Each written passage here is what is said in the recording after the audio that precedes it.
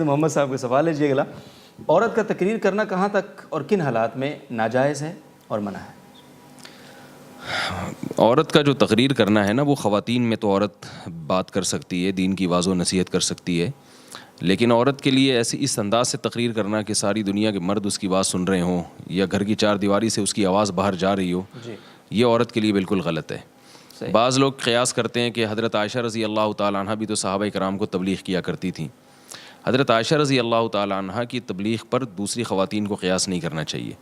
اس لیے کہ امی عائشہ رضی اللہ تعالیٰ عنہ وہ واحد ذریعہ تھیں جو نبی صلی اللہ علیہ وسلم کے گھریلو حالات کو جانتی تھیں، جی بالکل، اور آپ کے علاوہ کوئی بھی یہ چیز نہیں جانتا تھا۔ تو آپ صلی اللہ علیہ وسلم کے دنیا سے جانے کے بعد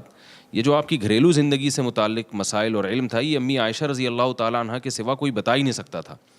تو اس لیے قرآن مجید نے امی عائشہ رضی اللہ تعالیٰ عنہ کو بھی حکم دیا اور صحابہ کرام کو بھی کہ ازواج مطہرات سے پردے کے پیچھے مسائل معلوم کریں۔ پھر امہات المومنین کو یہ بھی تاکید کی گئی کہ فلا تخضعن بالقول، کہ آواز میں نرمی پیدا نہ کریں۔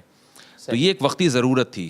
باقی ہمیں اسلاف میں، صحابہ میں، تابعین میں کہیں بھی نہیں ملتا کہ خواتین اس طرح سے بیان کر رہی ہوں کہ وہ مرد بھی ان کی آواز سن رہے ہوں اور مرد بھی اس سے جو ہے وہ مستفید ہو رہے ہوں۔ مردوں کے لیے مرد ہیں،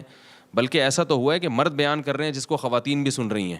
لیکن ایسا نہیں ہوا کہ خواتین کے بیان مردوں میں سنے جاتے ہوں۔ تو خواتین اگر بیان کریں تو صرف خواتین کی حد تک ہونا چاہیے، کوئی بھی ایسا طریقہ اختیار کرنا کہ ان کی آواز ساری دنیا کے مردوں کے کان میں جا رہی ہو یا گلی محلے والوں کے کان میں جا رہی ہو، تو یہ عورت کے لیے شریعت کی تعلیمات کے بالکل یہ خلاف ہے، اور یہ شریعت کے مزاج کے بالکل خلاف ہے یہ بات۔